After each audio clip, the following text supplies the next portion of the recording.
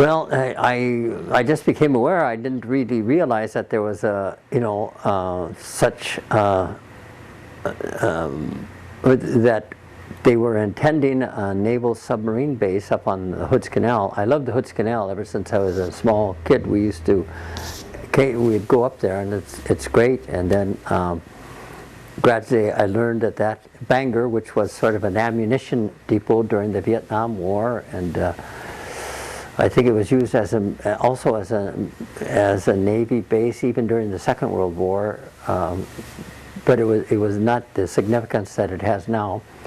And then I heard that this was a place that they intended to put in a Trident submarine base. So I got a word, and I went up. There was a group, I think out of Bremerton, that were working against it, trying to stop it through legal means, through environmental impact challenges. And so I got involved that way. And then more active resistance to it was happening through the Catholic worker community in Seattle, Pachymit Terrace. There was Larry Kyle and Ellis Ray Kyle, and then also John Williams and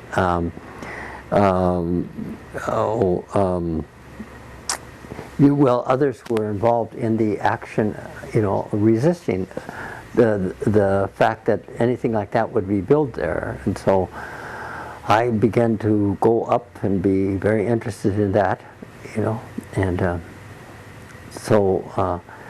and it was, I think, my real direct involvement.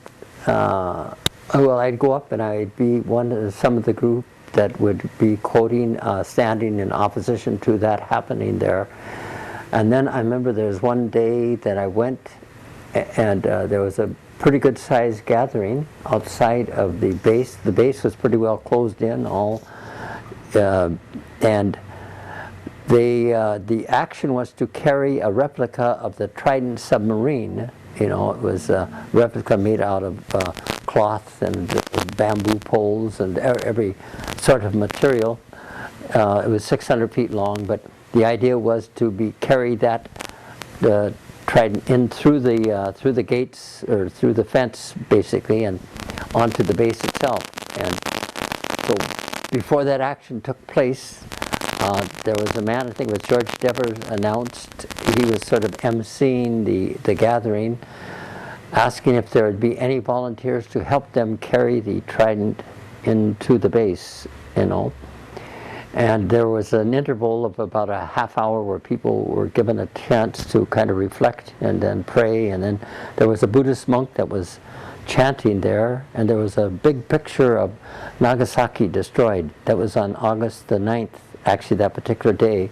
I think it was 1976, 75, or I keep going back whether 75 or I think it was 76.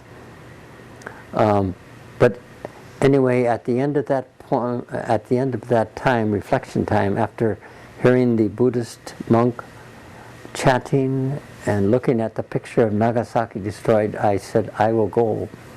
And that was my first real, trespass or resistance, civil resistance at Bangor was there. And so I walked in. There was 70 others, I think, that had carried the replica onto the base. What had happened the night before, people had been working to cut through the fence, and so they had to do it as there was a security car that went around the perimeter base, and so they had to kind of time their cutting during that time. And so by the morning time, when we were ready for our action, it was all set to go, and all people had to do was just push on a certain section of the fence, and it gave way, and sort of like the walls of Jericho, and then we marched in with the replica, and we were all arrested and booked and so forth. But that was my first civil disobedience there on it.